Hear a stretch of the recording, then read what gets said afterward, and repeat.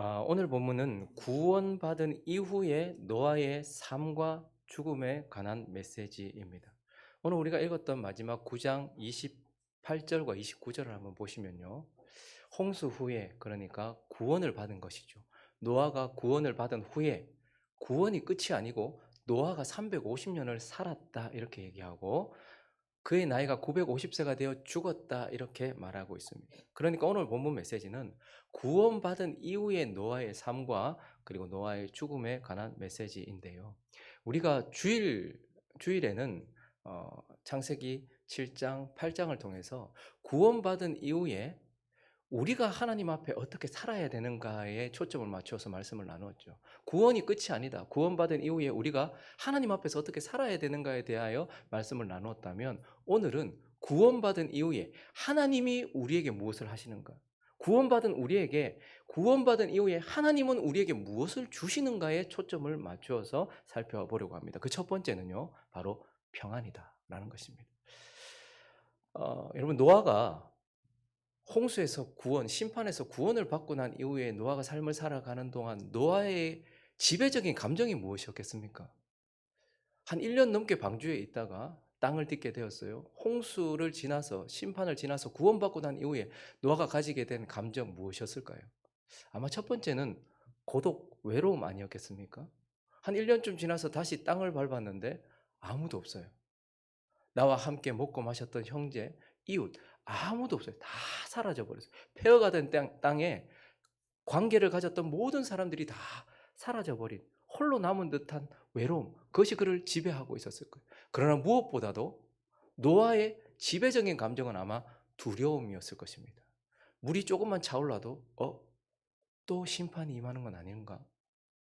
저기 자그마한 구름이 일어나도, 그러다가 먹구름이 나 자신을 덮어버리면 또다시 심판이 시작되는 것은 아닌가? 이런 두려움 속에 있었을 것이란 말이죠. 그래서 하나님 어떻게 하십니까?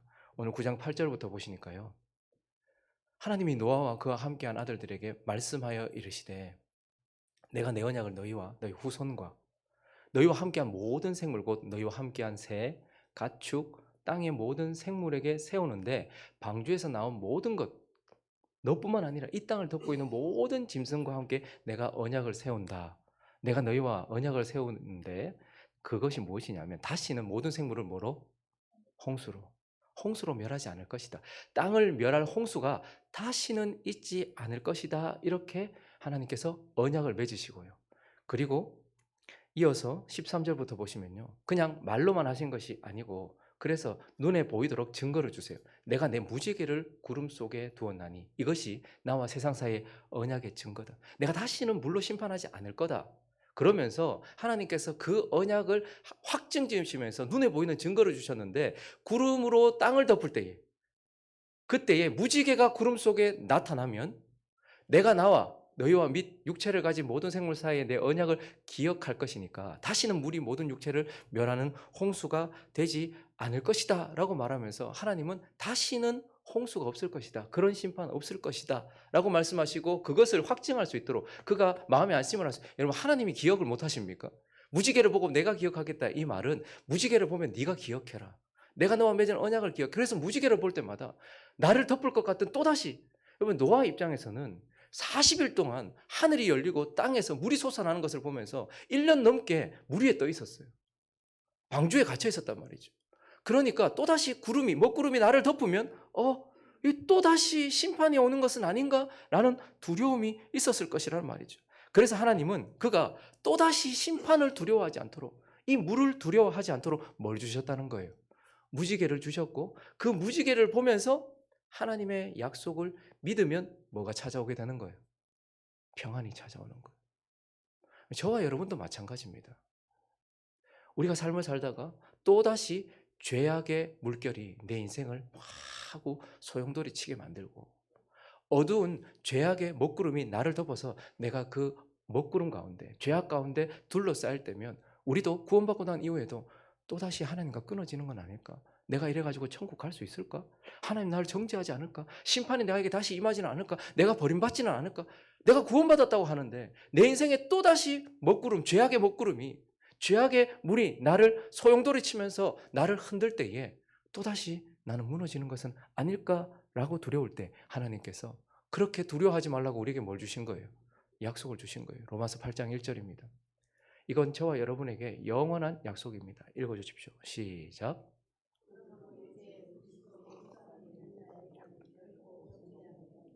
결코 이제는 정죄함이 없다. 다시는 심판이 없다.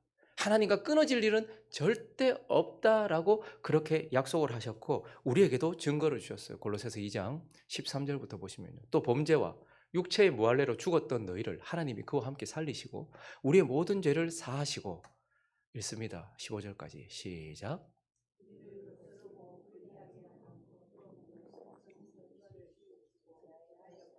십자가에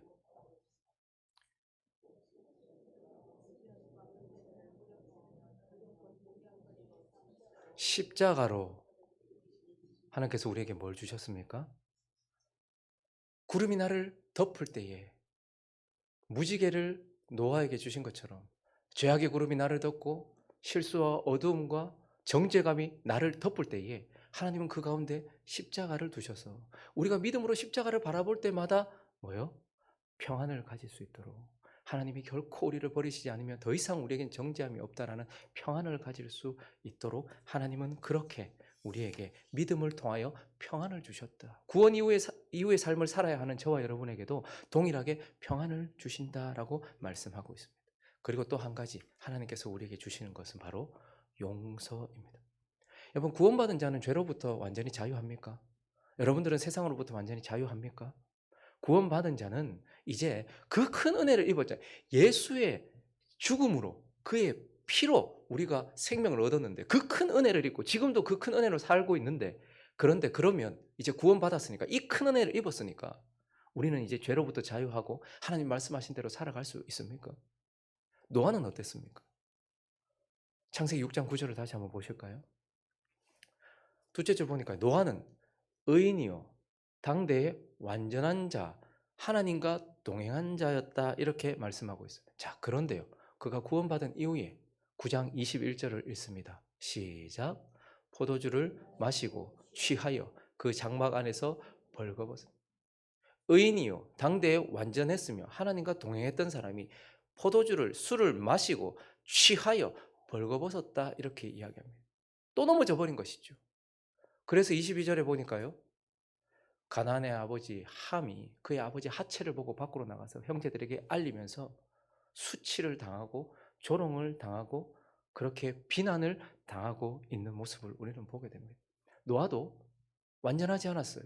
구원받고 난 이후에 그가 술을 마시고 취하여 벌거벗었고 수치와 조롱과 비난과 정죄를 당하고 있었다는 거예요. 그런데 참으로 아이러니하고 놀라운 사실은 이런 상황 속에서요 26절을 보시면 처음으로 노아의 찬양이 터져 나오고 있는 것을 보고 가장 수치스럽고 가장 부끄럽고 가장 절망적일 때에 그 많은 사람들이 다 심판받고 나만 구원받았는데 그런데 구원받은 내가 또다시 정죄를 당하고 이 절망스러운 상황 속에 있는데 그가 여기서 처음으로 찬양이 터져 나와요. 셈의 하나님 여호와를 찬송할지로다.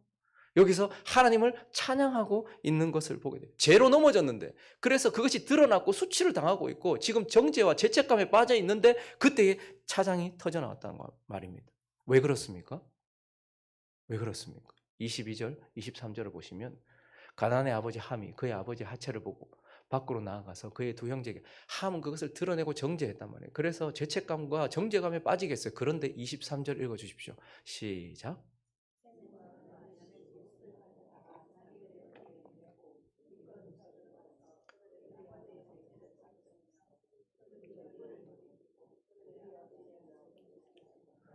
또다시 죄로 넘어졌어요. 엎어졌어요. 그런데 왜 거기서 찬양이 터져 나왔는가? 셈이 야벳과 함께 아버지의 하체를 어떻게 했다고요? 그의 부끄러움과 그의 죄를 어떻게 했다고요? 둘째 줄 끝에 뭐 어떻게 했다고요? 덮었다 이렇게 얘기해요. 저기서 덮었다라는 카사라는 단어는 가리어 용서하다 이런 뜻입니다.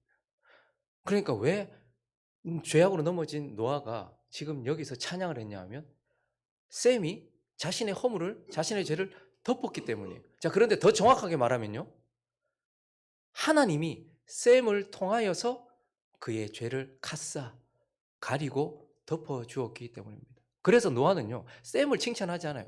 네가 나를 덮어줬네. 셈을 칭찬하는 것이 아니고 셈을 통하여 일하신 하나님을 높이는. 그래서 셈의 하나님을 찬송할지로다 이렇게 말하고 있는 것이죠. 셈의 하나님을 찬송할지로다 이렇게 말하고 있는 거예요. 왜 노아가 여기서 이렇게 찬송할 수 있었을까요? 그가 하나님 앞에 완벽했기 때문이 아니에요. 다시는 죄를 범하지 않았기 때문이 아니에요. 또다시 죄를 범했고 부끄러웠어요. 그런데요, 하나님이 셈을 통하여 그를 카사 가리워 주시고 용서해 주시고 23절을 다시 보시면 뭐라고 말합니까? 그들이 보지 아니하였다 이렇게 덮고 보지 아니하였다 이렇게 말하고 있는 것이죠. 그래서 하나님은 노아가 구원받고 난 이후에 삶을 살아갈 때에 죄를 지었을 때 어떻게 하셨다는 거예요? 가싸하셨다. 그래서 찬양이 터져 나왔다. 용서하신다라는 거예요. 저와 여러분도 마찬가지입니다. 구원받고 난 이후에 어쩌면 우리는 더 많은 죄를 지었을지도 모르겠어요. 그리고 죄를 짓지 않으려고 엄청 노력을 해도 우리는 넘어지고 쓰러져요. 그래서 정죄감 가운데 정죄되고 죄책감 가운데 빠지기도 합니다. 그러나 하나님 우리도 동일하게 셈을 통하여 노아를 덮으신 하나님께서 셈의 후손을 통하여 저와 여러분을 덮어주고 계시고 가리어주시고 용서해 주신다라는 거예요. 창세기 11장으로 넘어가시면 이 셈, 노아를 덮었던 셈의 족보가 나오거든요. 10절부터 보면 이제 셈의 족보다 이렇게 얘기하고 이 족보의 끝이 어떻게 되냐면 26절입니다. 셈을 통하여 족보가 쭉 나오고 이 족보의 결론으로 누가 나오냐 하면 데라는 70세에 누구를 낳았다? 아브람, 나중에 아브라함 되죠. 그러니까 셈이 누구로 이어지는 겁니까? 아브라함으로 이어져요. 자, 그러면 우리가 알고 있죠. 아브라함은 누구로 이어질까요? 가장 유명한 왕. 다윗. 그 다윗은 누구로 이어질까요? 우리 주 예수 그리스도로 이어져요. 하나님 동일하게 노아를 셈을 통하여 덮으셨던 것처럼 하나님 동일하게 저와 여러분의 죄와 허물과 부끄러움을 셈의 후손 예수 그리스도를 통해서 덮으시고 그리고 그를 통하여 그래서 시은자에 보면요 항상 죄를 뿌리고 하나님 앞에 나가요. 뭐로? 그리스도의 피로 죄를 덮고 우리를 그리스도를 통해서 보는 거예요. 우리는 우리 자신을 옆에 있는 사람을 그 사람 그대로 본단 말이에요. 그러나 하나님은 어떻게 한다는 거예요? 피로 덮어서 우리를 예수를 통하여 본단 말이에요. 그렇기 때문에 우리를 항상 용서해 주신다. 그렇다고 우리가 함부로 살겠습니까? 그 큰 은혜를 입고 함부로 살겠냐는 거예요. 그런데 살려고 노력해봐도 하나님 기뻐하시는 삶으로 살려고 노력을 해봐도 우리는 또다시 연약함으로 넘어지기도 하고 죄악으로 쓰러지기도 한단 말이죠. 그런데 그때 하나님 어떻게 하신다는 거예요? 셈의 후손 예수 그리스도를 통하여 우리의 허물을 덮으시고 그걸 보지 않으신다. 이렇게 말씀하면서 저와 여러분의 삶에 용서를 주신다. 이렇게 말씀하고 있는 것입니다. 말씀을 정리하겠습니다. 여러분 노아가 구원받고 난 이후에는 무엇이 있었습니까? 오늘 본문 말씀 다시 가볼까요? 마지막 28절과 29절. 구원 후에 홍수 후에 사람들은 심판을 받았지만 노아는 구원을 받았어요. 그냥 구원 후에 노아에게 무엇이 있었다고요? 삶이 있었어요. 그리고요 29절에 보니까 죽음이 있었어요. 그리고 이 노아 구원받은 노아가 구원받은 이후에 그 노아의 삶과 죽음 사이에 하나님 무엇을 주신 것입니까? 믿음으로 평안을 주시고 셈을 통하여 용서를 주셔서 그의 삶이 죽음에 이르기까지 그것으로 채워서 연결되도록 하셨다라는 것을 우리에게 보여주시고 계시는 것입니다. 그리고 오늘 이 아침 노아를 통해서 우리에게도 동일하다 말씀하고 계십니다. 구원받고 난 이후에 우리는 끝이 아니라 구원받은 삶을 시작하고 지금 그 과정 속에 있습니다. 그런 우리에게 우리의 삶 속에 하나님 뭘 주신다고요? 평안을 주신다. 믿음을 통해 평안을 주신다라는 거예요. 그래서 마태복음 28장 9절을 보시면 예수 그리스도께서 죽으시고 부활하셨어요. 그리고 난 이후에 그를 통하여 구원받은 자에게 가장 먼저 언급하신 것이 무엇이냐면 예수께서 그들을 만나 이르시되 뭐라고요? 샬롬, 평안하냐? 왜 저렇게 말씀하실까요? 십자가를 통해 우리에게 평안을 주셨기 때문이에요. 그래서 믿는 자에게는 평안이 임할 수 있도록 하나님께서 그렇게 하셨기 때문에 우리에게 그렇게 말씀하신 것입니다. 그리고요, 지금도 여전히 그분은 우리를 위하여 뭘 하실까요? 히브리서를 가볼까요? 예수는 영원히 계신다. 이건 자신의 영원성을 자랑하는 게 아니고요.